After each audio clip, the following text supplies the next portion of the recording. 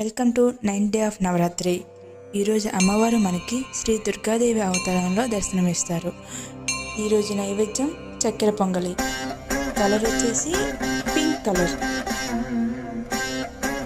ఈరోజు నేను నా అశ్వి తల్లి కలిసి ఎలా రెడీ అయ్యామో ఈ వీడియోలో చూసేయండి.